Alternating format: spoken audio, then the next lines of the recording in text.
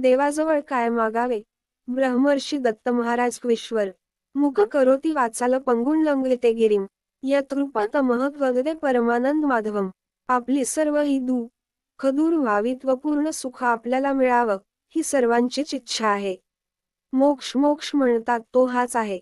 दुःखाची कायमची निवृत्ती व्हावी, पुन्हा कधीही दुःख उत्पन्न न होता पूर्ण आनंद प्राप्त होणं म्हणजेच मोक्ष. त्या पूर्ण आनंदात कमी जास्त पण काहीही नसतो. यासाठीच भगवत भक्त महात्मे अखंड ईश्वर चिंतन करण्याचा प्रयत्न करीत असतात. आनंदाचे अनेक प्रकार उपनिषदांमध्ये सांगितले आहेत. मनुष्याचा आनंद, गंधर्वाचा आनंद, देवाचा आनंद अशी एकापेक्षा एक अधिक आनंदाची सीमा उपनिषदाकारांनी दाखविलेली आहे. पण हे सर्वही आनंद एक जो महात्मा महत् श्रोत्रिय म्हटलंय त्याला ते मिळतात असं सांगितलं आहे.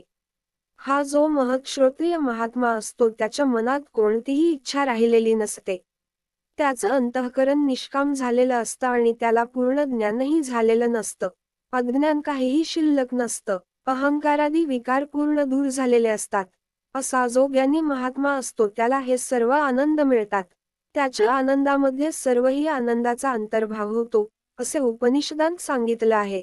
तर ही मोक्षाची म्हणजे पूर्ण आनंदाची इच्छा सर्वांनाच आहे.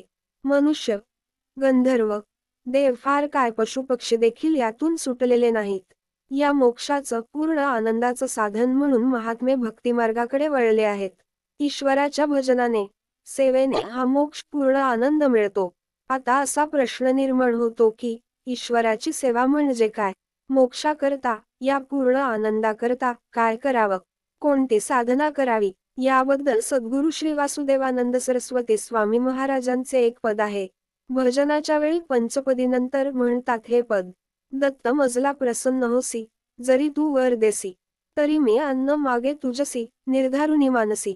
पदाची अशी सुरुवात आहे. देवा, तू मला प्रसन्न झालास तरी मला दुसरं काहीही मागायचं नाही. म्हणजे या मागण्यात जाणतेपणा आहे, नेमकेपणा आहे म्हणून दुसरं काहीही मागण्याची इच्छा होत नाही. म्हणतात, स्मरण तुझे मज नित्य असावे, तव गुण भावे गावे. तुझं स्मरण अखंडित राहिलं पाहिजे. तुकाराम महाराज सुद्धा हेच मागणं मागतात. तुझा विसर न व्हावा, तुझं कधीही विस्मरण होऊ नये. अंत करणात अखंड स्मरण राहायचं म्हणजे चित्तातली संसाराची आस कमी झाली पाहिजे. सर्व भक्तींमध्ये स्मरण भक्ती श्रेष्ठ म्हणून सांगतात. श्रवण, अर्चन, वंदन, दास्य, आत्मनिवेदन असे भक्तीचे अनेक प्रकार आहेत. शरीराने केली जाणारी, वाणीने होणारी, मनाने होणारी भक्ती असते. यामध्ये स्मरण ही मोठी भक्ती आहे. चित्ताला ईश्वराचे स्मरण राहणं फार महत्वाचं आहे. ईश्वराची अनंत नावं आहेत. ही सर्व त्याच्या गुणावरून उत्पन्न झालेली आहेत. गोविंद म्हणतो आपण, म्हणजे गायींचा इंद्र श्रीकृष्ण आहे. गायींवर संकट आलं होतं. इंद्रानं पाऊस पाडायला सुरुवात केली. सर्व गोकुळाचा नाश करायचा ठरविला.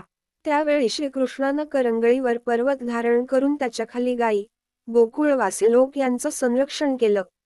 म्हणून त्या कामधेनूनं कृष्णाला म्हटलं, आमचा तू इंद्र आहेस. गायींचा इंद्र म्हणून गोविंद हे नाव दिलं. अशा या लीला आहेत. त्यांचं स्मरण करून देणारी ही नावं आहेत. यांना गौण नावं म्हणतात. गुणप्रवृत्त नाव, नावातून ईश्वराच्या गुणांचं, ऐश्वर्याचं, सामर्थ्यांचं स्मरण होतं. म्हणून त्याच्या नावाचं स्मरण म्हणजे पाठीमागं घडलेल्या सर्वही लीलांचं, चरित्राचं स्मरण हे त्या वेळेला अनायासे घडतं.